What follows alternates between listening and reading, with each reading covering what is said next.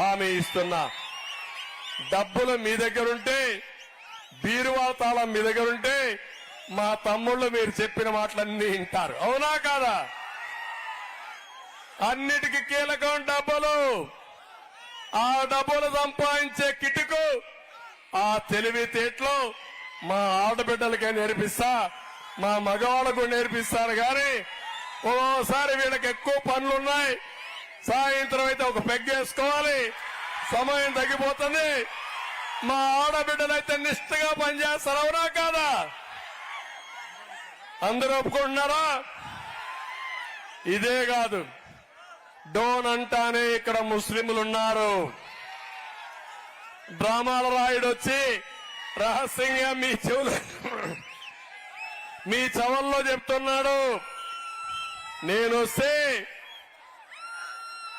BJP మేము కలిశాం కాబట్టి మసీదులు కూల్చేస్తామని. ఏం తమ్ముళ్ళు చెప్తున్నారా లేదా? మసీదులు కట్టింది ఎవరు తమ్ముళ్ళు? ఎవరు కట్టారు మసీదులు? మసీదులు కట్టించిన party Telugu Desam party.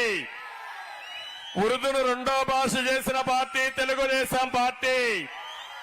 Urdu university 2 పెట్టిన పార్టీ తెలుగుదేశం పార్టీ. దుకాన్ మకాన్ కార్యక్రమానికి శ్రీకారం చుట్టిన పార్టీ తెలుగుదేశం పార్టీ.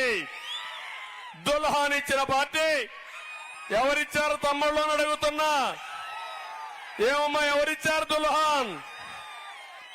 ముస్లింల ఆడబిడ్డల పెళ్లిళ్లకి 50,000 ఆర్థిక సహాయం చేసి నా ఆడబిడ్డలు 35,000 మందికి పెళ్లిళ్లు చేసిన పార్టీ తెలుగుదేశం పార్టీ. అవునా కాదా అని అడుగుతున్నా. రంజాన్ తోఫా ఇచ్చిన పార్టీ తెలుగుదేశం పార్టీ. ఈ రోజు ఎంతమంది పిల్లలుంటే అంతమందికి 15,000 ఇచ్చే పార్టీ తెలుగుదేశం పార్టీ. సిఏఏ లేకపోతే ఎన్ఆర్సీ గురించి మాట్లాడతారు వైఎస్ఆర్ కాంగ్రెస్ దొంగలు. పార్లమెంట్ లో సపోర్ట్ చేసింది ఈ దొంగలే. ఇక్కడొచ్చి అవన్నీ మాట్లాడతారు. నేను ఒకటే చెప్తున్నా, తెలుగుదేశం పార్టీ ఎన్డీఏలో ఉన్నప్పుడు ఎప్పుడైనా మీకు అన్యాయం జరిగిందా? ముస్లిం సోదరులను అడుగుతున్నా. ఎప్పుడూ మీకు అన్యాయం జరగలేదు, జరగదు. ఇది నా భరోసా అని మా ముస్లిం సోదరులందరికీ హామీ ఇస్తున్నా.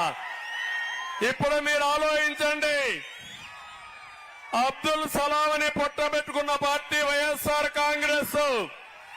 పక్కనే నంద్యాల ఒక ముస్లిం సోదరుడి పైన కావాలని దొంగ ముద్ర వేసి వేధించి కడాన అబ్దుల్ సలాంని, భార్యని, 2 పిల్లల్ని బలవంతంగా రైలు కింద తలబెట్టి చనిపోయారంటే ఇప్పటికైనా ఆలోచించారని అడుగుతున్నా.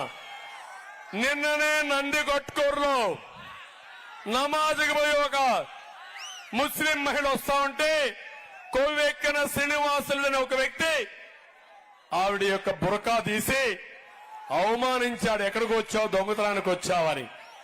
దేవుని దగ్గరికి వచ్చి ప్రార్థన చేసుకుని నమాజ్ చేసి ఇంటికి పోతా ఉంటే అవమానిస్తాడు.